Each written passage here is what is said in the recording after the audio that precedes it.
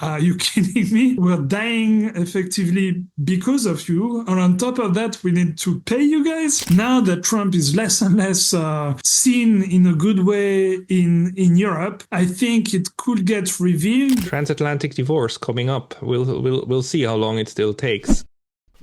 The proxy war in Ukraine, and by the way, I will stop calling it a proxy war. I will call it an implementation war, because proxy wars are between proxy armies of the superpowers. This is the Ukraine being the implementation partner or the implementation victim of a long-hedged strategy toward Russia, and then also like commanded. We know New York Times has told us in 2 articles. We know now this was then run by the United States from Germany, right? And a big problem, the Vietnam War problem, which was that the United States in the end had to retreat because it lost too many people, right? Treasure is one thing, but losing blood is the other one. So the US had to figure out how to use its treasure in order to get blood of others. And that's the Ukrainians. It was the Afghans before, during in the 80s, and now it's Ukraine.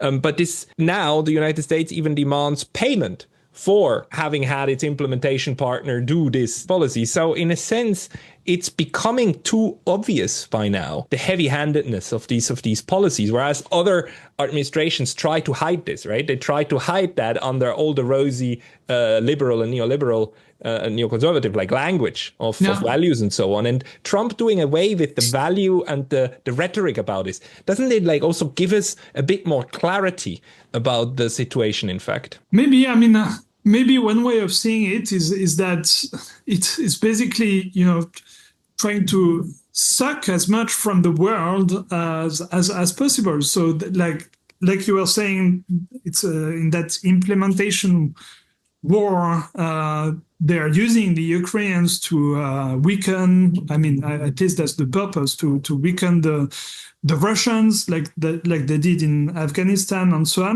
on. Whereas in the Afghanistan war, that was enough. They were grateful for the Afghan soldiers, the Mujahideens and so on, to do their dirty work for them. Now they want even more. They want some sort of retribution from the Ukrainians for this. It's almost like your business model is becoming worse and worse. Like what used to be enough to make you profitable as a country is not enough, and so you need to get more from the world, to a stage where it's such one-sided and so sucking the world so dry that there is bound to be a counter reaction from the world saying like, are you kidding me? Like we're dying effectively because of you, by your fault. And on top of that, we need to pay you guys. Like, the Europeans are the ones who haven't yet said we seriously have enough. They said they are pissed off with the United States and with Trump, but take the Nord Stream. The Germans could at any point in time come back to Nord Stream, and the Europeans could just like open up a proper investigation. They still don't do that, or they still don't actually tell us the findings. We know that the Swedes and the Danes looked into it, but they're not telling us the findings. When do you think the last straw will be so heavy that it will break the camel's back, and that the Europeans will, seriously stand up and say like, okay, we know this, so let us show that we know this. Actually, in fact, Trump the other day, he was kidding in the Oval Office about Nord Stream, and they were kind of laughing about it. It's like, oh no, well, we know, but everyone knows. But the Europeans still, this was such an embarrassing moment. Yeah.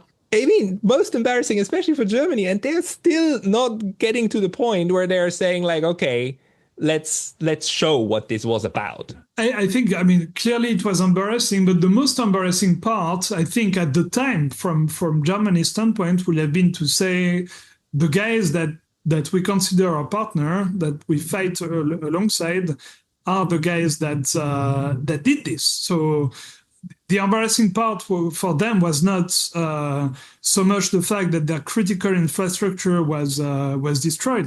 That's bad. But the fact that it's their friend who did that, the one that they want to present as their friend, right? So that's why I think they didn't say it. Now that Trump is less and less seen in a good way in Europe, I think it could get revealed, but there is also a lot of hostility in Europe still towards Russia. That's clear. I mean, I can only suppose that they also don't want to say this as a present to Russia, right? Because then it would be like enacting a break, maybe final break within the West, saying, okay, like the US actually did an act of war against us, like that's very serious. Like if you're in a divorce, you first get separated a bit for a while, but you still have the hope that you might come back together. Mm-hmm. But once you say, actually my